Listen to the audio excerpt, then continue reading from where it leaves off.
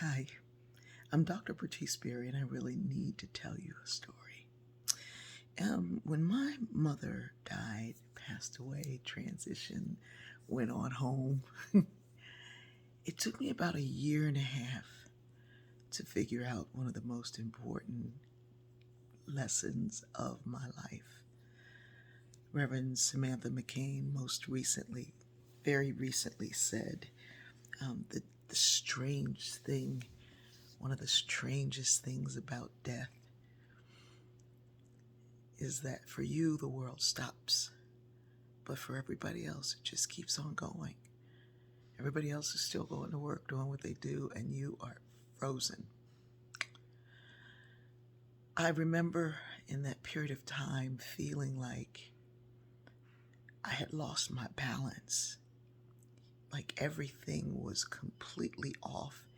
And though there was only one person missing from our house, everything seemed too big and empty to stay there.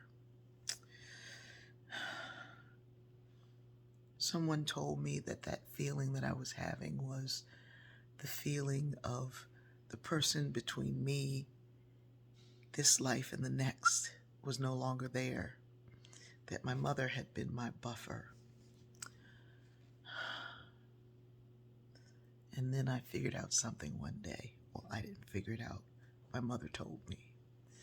I was sad and missing her and crying and wanting to say all the things that I hadn't said.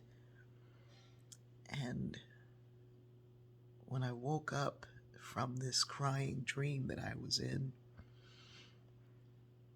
I heard my mother say, "How can you miss me, dummy?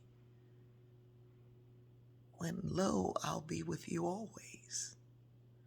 Well, my mother would call her cousin Gladys, my aunt.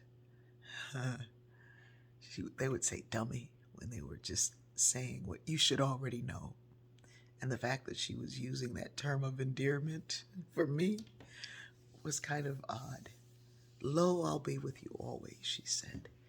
And I said, "No, Mom, that was Jesus." And she said, "Jesus came to show the way. I'm now in the way."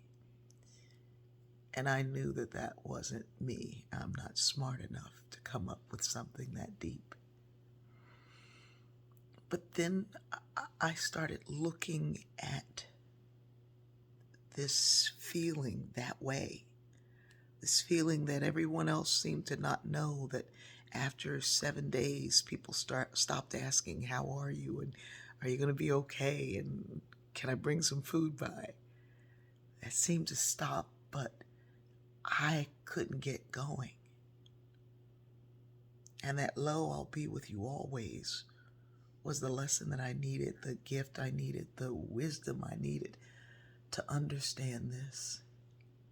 I am closer to my mother now. I know more about her life now. I have deeper conversations with her now than I ever could have had when she was alive. When she was alive, my ego, her ego, we were wrapped in winning, in being right, in standing our ground, in forming our boundaries, and doing all those things. But now that she is in the way, she knows the full truth, and she can see why I felt or believed a certain way. And there are times that she will just give me the gift of understanding from this side.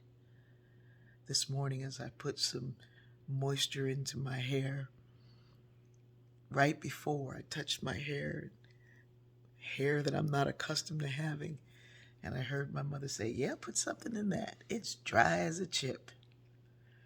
And I hadn't thought of dry as a chip in so long. But there it was, dry as a chip. The dead are not under the earth, as Sweet Honey would say.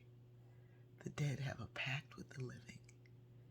And all we have to do is open our hearts and communicate with their heart and know that love never, ever leaves. I love you.